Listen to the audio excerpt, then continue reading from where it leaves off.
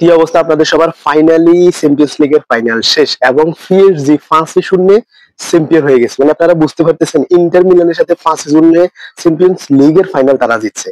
মানে PSG inter মিলানকে নিয়ে কালকে ছেলে খেলা খেলছে। মানে পিএসজি জিততে পারে এটা অনেকে মনে করতো, কেননা পিএসজি আবার যথেষ্ট ভালো খেলছে এবং ভালো টিম ছিল। হ্যাঁ, তাদের টিমে হয়তো মেসি, নেইমার, এমবাপ্পে বা হল্যান্ড বড় বড় নামগুলো নাই, কিন্তু তাদের একটা আপনার স্টেবল টিম ছিল, তাদের একটা এভারেজ টিম ছিল। সো ওইখান থেকে সবাই মনে করতো যে পিএসজি এবার চ্যাম্পিয়ন হওয়ার সম্ভাবনা আছে। কিন্তু ইন্টার মিলান আপনি দেখেন সেমিফাইনালেও বার্সেলোনার মতো উঠতে থাকা একটা টিমকে হারিয়ে তারা ফাইনালে আসছে।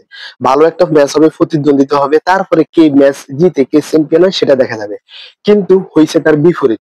পিএসজি ইন্টার মিলানকে নিয়ে একরকম ছেলে খেলা খেলছে। মানে যে ফুটবলটা তারা উপহার দিচ্ছে, ইন্টার মিলান পুরো ছন্ন ছাড়া ছিল। মানে বল মনে হইতেছিল, আমাদের গ্রামের ভাষা বলে আর কি, যে কুত্তা কুত্তা খেলে, ঠিক আছে? মানে মনে হইতেছিল যে পিএসজি ইন্টার মিলানের সাথে কুত্তা কুত্তা খেলতেছে। এত অসাধারণ পিএসজি খেলছে প্রত্যেকটা। মানে লুইস এনরিক, মানে সে যে একটা মাস্টার মাইন্ড, সে যে ইন্টার মিলানের সাথে এমন ভাবে একটা শক করছে তারা বুঝতেই পারেনি, তাদেরকে পুরো নাচাইয়া ছাড়ছে।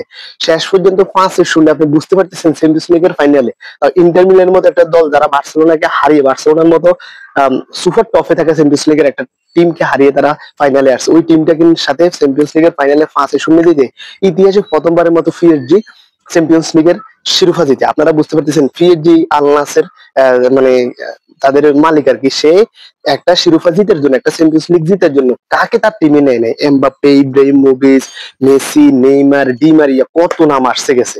শুধু একজনকে ধরে রেখেছে, সেটা হচ্ছে মার্কিনিউস। তার স্বপ্ন এবং মার্কিনিউসের নেতৃত্ব সব মিলাইয়া ফাইনালি সেই অধরা জয়টা ধরা দিয়েছে। ধন্যবাদ।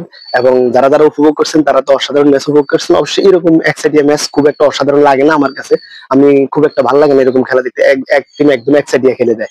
সো পিএসজি কালকে ওইটাই করছে, একসাইটিয়া খেলে দিচ্ছে। ওভারঅল পিএসজির জন্য রইল শুভকামনা এবং শুভেচ্ছা। তারা প্রথমবারের মতো চ্যাম্পিয়ন্স লিগের শিরোপাটা তাদের ঘরে তুলে নিয়েছে।